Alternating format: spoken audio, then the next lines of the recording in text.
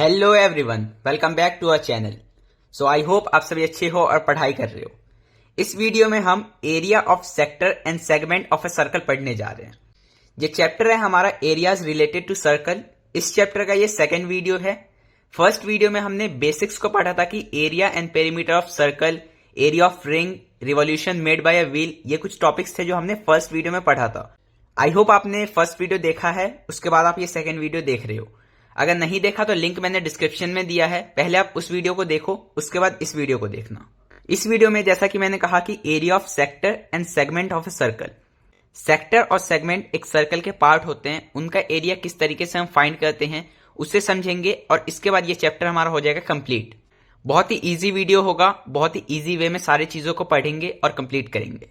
सो अब स्टार्ट करते हैं हम अपना वीडियो। तो अब देखो, सबसे पहले हमें यह समझना जरूरी है कि सेक्टर और सेगमेंट ये होते क्या हैं। अगर ये हमें समझ में आ गया, उसके बाद हम समझेंगे कि इनका एरिया कैसे निकलता है।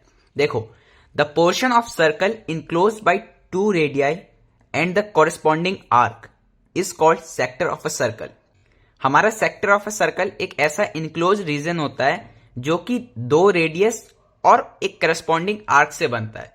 अब देखो, जैसे फिगर यहां पे गिवन है, यहां पे देखो हमारे दो रेडियस कौन से हैं, ओ ए और ओ बी, और इस दो रेडियस के लिए कॉरेस्पॉन्डिंग आर्क कौन सा है, तो ये वाला। ठीक है, तो ये जो हमारा एरिया बन जाता है, इस एरिया को कहते हैं हम सेक्टर। एरिया क्या है, A O B. Here A O B is a sector. तो आई होप सेक्टर क्या है आपको समझ में आया। कोई सा भी एक सर्कल है, जैसे देखो एक और फिगर मैं यहां पे बनाता हूं। मान लो ये हमारा सर्कल है, ये इसका सेंटर है, दो रेडियाई और कॉरेस्पॉन्डिंग आर्क, उससे जो हमारा एक इनक्लोज्ड फिगर बनता है उसे कहते हैं सेक्टर। अब दो रेडियाई कोई सा भी ले सकते हो, एक रेडिया ये है, एक रेडिया ये है, और यहां पे कॉरेस्पॉन्डिंग आर्क कौन सा है, तो ये वाला। कॉरेस्पॉन्डिंग आर्क मतलब सिंपल जो इन दो रेडियस के साथ है। तो ये जो हमारा रीजन बन जाता है, ये है हमारा सेक्टर। अब एक पॉइंट और समझो, आपको पता है ये भी आर्क है, इसे हम नेम कर देते हैं ए बी आर्क, सेंटर है ओ, और ये जो बड़ा वाला पोर्शन है सर्कमफेरेंस का, ये भी एक आर्क है। यहां पे अगर मैं कोई पॉइंट सपोज कर लू पी, तो A B is minor arc, है ना, और A P B, A P B, A P B is major arc. ठीक है, इतना तो आपको पता है। पार्ट्स ऑफ सर्कल आपने देखा है तो आपको ये पता होगा कि ये ए बी जो है ये हमारा माइनर आर्क है, और एपीबी जो है ये हमारा मेजर आर्क। तो माइनर आर्क के साथ जो हमारा रीजन बन रहा है उसे कहेंगे हम माइनर सेक्टर।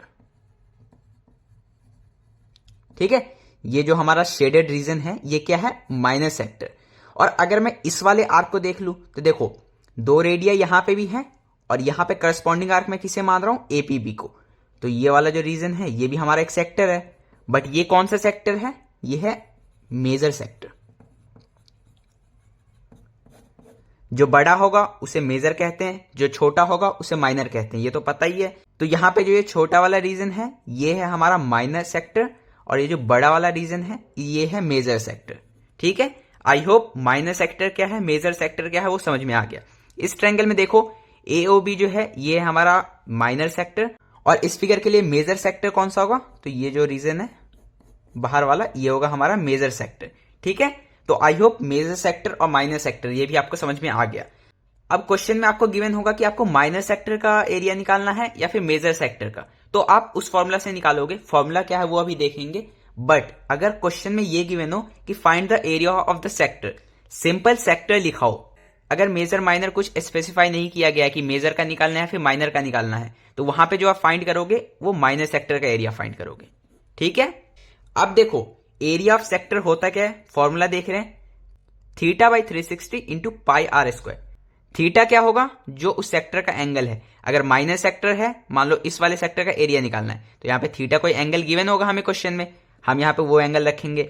नीचे 360, पाई का वैल्यू आपको पता है, और आर स्क्वायर, ये जो भी रेडियस का लेंथ गिवन होगा उसका स्क्वायर। तो ये होता है हमारा एरिया ऑफ सेक्टर। ठीक है, अगर माइनर का पूछा होगा तो आप ये एंगल पुट कर देना, अगर मेजर सेक्टर का पूछा होगा तो ये एंगल भी आप फाइंड कर सकते हो।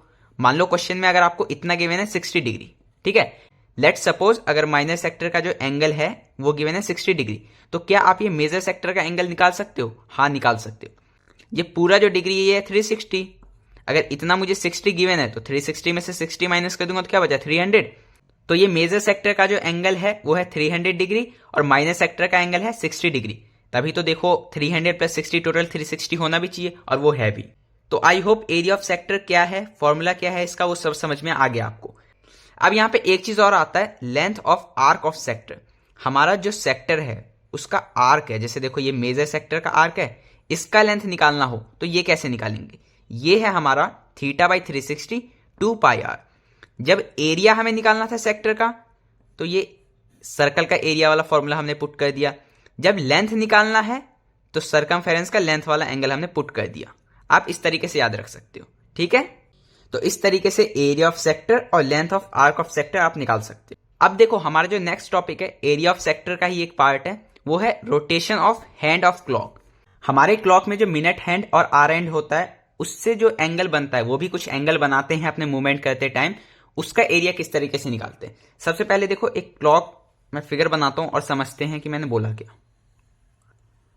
ये आप अज्यूम करो ये सर्कुलर क्लॉक है। तो देखो कुछ इस तरीके का क्लॉक होता है, हमें सेकंड हैंड का यहां जरूरत नहीं है, बस मिनट हैंड और आर हैंड ये दो बनाने। तो ये मान लो हमारा मिनट हैंड है, ठीक है, और ये मान लो हमारा आर हैंड है। ये लाइन हो गया हमारा मिनट वाला और ये जो लाइन है ये हमारा हो गया आर वाला, मतलब घंटे वाला, और ये मिनट वाला, ठीक है। अब देखो सबसे पहले एक सिचुएशन अज्यूम करो, उससे पहले एक और सर्कल मैंने यहां पे लिया है, ये देखो 12 3 6 एंड 9, ठीक है। अब क्वेश्चन में ये गिवन है कि हमारे पास एक क्लॉक है, उसका जो मिनट हैंड है वो 12 से लेके 3 यहां तक मूव कर जाता है। पहले वो यहां पे था, मतलब ऐसा समझो कि पहले घड़ी में जो है 12 बज रहे थे, तो 12 बज रहे थे एग्जैक्ट, तो यहां पे होगा मिनट हैंड। और उसके बाद कुछ समय बाद 12:15 बजे, तो 12:15 पे तो मिनट हैंड यहां पे होगा ना, ठीक है। अभी आर हैंड को हमें एज्यूम नहीं करना, बस मिनट हैंड पे ही फोकस करना है। मिनट हैंड कहां पे, 12:15 पे, यहां पे 3 पे होगा। तो अब देखो यहां पे समझो कि ये जो हमारा क्लॉक है ये हो गया हमारा सर्कल। अगर मिनट हैंड दिया हो या फिर आर हैंड दिया हो, दोनों में से कुछ भी दिया हो, उसे हमें रेडियस मानना है। ऑल्दो ये यहां तक नहीं होते हैं बट हमें फिर भी उसे रेडियस एज्यूम करना है। तो उसका कुछ लेंथ गिवन होगा और एक टाइम से दूसरे टाइम तक उसने कुछ मूवमेंट किया है, तो कुछ एरिया ट्रेवल किया ना। पहले देखो यहां पे 12 पे था और ये ऐसे चलते चलते आ गया 3 पे, तो ये जो शेडेड रीजन में बना रहा हूं इतना एरिया उसने ट्रेवल किया है। तो अब देखो यहां पे जो शेडेड रीजन है इसका एरिया निकालने कह सकता है कि 12 बजे से 12:15 तक मिनट हैंड ने जितना भी डिस्टेंस ट्रेवल किया है उसका एरिया निकालो। तो अब देखो यहां पे जो 12 से 12:15 तक मिनट हैंड ने डिस्टेंस ट्रेवल किया है वो हमें दिख रहा है कि एक सेक्टर फॉर्म कर रहा है। अब सेक्टर का एरिया निकालने के लिए चाहिए क्या, एक तो रेडियस का लेंथ और दूसरा थीटा। रेडियस का लेंथ मतलब मिनट हैंड का जो है लेंथ वो हमें गिवन होना चाहिए, और दूसरा थीटा, ठीक है। अब ये रेडियस का लेंथ मतलब मिनट हैंड हो या फिर आर हैंड हो, ये तो आपको गिवन होगा, थीटा आपको निकालना पड़ेगा। थीटा कैसे निकालोगे वो देखो। अब आप मुझे सबसे पहले ये बताओ कि ये पूरा जो सर्कल है या फिर ये पूरा जो क्लॉक कह लो, इसका डिग्री कितना है 360। टोटल एंगल जो है ये है हमारा 360। अब मैं ये कह रहा हूं कि अगर मिनट हैंड यहां से यहां तक आया 3 तक, मैं कहता हूं 6 फिर 9 और फिर वापस 12, ये पूरा एक कंप्लीट रिवॉल्यूशन करता है, तो कितना डिग्री उसने ट्रेवल किया 360 डिग्री, क्योंकि उसने पूरा एक सर्कल ट्रेवल किया है, कंप्लीट रिवॉल्यूशन, ठीक है। अब इस पूरे कंप्लीट रिवॉल्यूशन में वो मिनट हैंड कितने मिनट्स चला है, कितने मिनट्स चला है, इसका आंसर क्या है, टोटल मिनट्स 60, क्योंकि ये 15 मिनट है, यहां तक 30 मिनट हो जाता है, ये 45 मिनट्स एंड ये 60 मिनट। आई होप आप समझ रहे हो कि मिनट हैंड एक कंप्लीट रिवॉल्यूशन करने पे 60 मिनट्स चलता है और 360 डिग्री ट्रेवल करता है। तो अब देखो 60 मिनट के लिए 360 डिग्री, तो 1 मिनट के लिए for 1 minute this angle will be 360 upon 60, 6 degree. और यहां से यहां तक आने के लिए कितने मिनट्स चला है 15 मिनट्स, 12 से 12:15 तो 15 मिनट्स। 1 मिनट में 6 डिग्री, 15 मिनट में 15 इंटू 6 दैट इज 90 डिग्री। और ये देखो ऑब्वियस भी है, अगर 12 से 12:15 तक 90 है तो 12:15 से 12:30 तक भी 90 होगा, ठीक है। 12:30 से 12:45 तक भी 90 एंड 12:45 से 1 बजे तक अगेन है 90। 1 बजे तक का मतलब है ये वापस से 12 पे आ गया हमारा मिनट हैंड। तो 90 प्लस 90 180, 180 प्लस 90 270, 270 प्लस 90 360 डिग्री हो गया। तो अब देखो यहां पे मिनट हैंड का मैंने वही लिखा है, angle described by minute hand in 60 minutes is 360। Minute hand मान लो 12 पे है, 60 मिनट चलने का मतलब है कंप्लीट रिवॉल्यूशन, तो 360 degree. Angle described by minute hand in 1 minute, 1 minute का मतलब है, देखो ये 5 मिनट है, 1 2 3 4, मतलब इतना सा पोर्शन चला है, इतने से पोर्शन के लिए जो डिग्री बनता है वो बनता है 360/60। ठीक है, अगर मैं 5 मिनट पूछ लूं तो देखो आप ऐसे भी ऐड कर सकते हो कि 6 + 6 + 6 + 6 + 6, 6 × 5 30 डिग्री। ठीक है, 30 यहां, फिर 30 यहां, फिर 30 यहां, ये टोटल 90 डिग्री हो गया। और यही चीज अभी हमने देखा भी था। ठीक है, तो आई होप मिनट हैंड का कॉन्सेप्ट आप समझ गए हो। अब समझते हैं आर हैंड का। Angle described by hour hand in 12 hours. सबसे पहले ये समझो, एक आर हैंड है, उसको 12 घंटे चलने के लिए कितना डिस्टेंस ट्रेवल करना पड़ रहा है। मान लो मेरे क्लॉक में अभी 12 बज रहे हैं। ठीक है, अब ये जो मिनट हैंड है इसे एज्यूम करो कि ये है आर हैंड। ठीक है, 12 बज रहे हैं। अब 12 घंटे ट्रेवल करने के लिए 12 से 1 बजा, 1 से 2, 2 से 3, 3 से 4, 5 6 7 8 9 10 11 12। ठीक है, 12 बज रहे हैं और 12 घंटे ट्रेवल करने का मतलब है कि अगेन 12 बजना, मतलब कंप्लीट रिवॉल्यूशन। तो 12 घंटे का जो डिग्री बनता है वो 360। 1 घंटे का डिग्री कितना बनेगा? 360/12, दैट इज 30। ठीक है, और 1 घंटे का मतलब क्या है? 12 से 1 बजना, मतलब इतना डिस्टेंस ट्रेवल करना।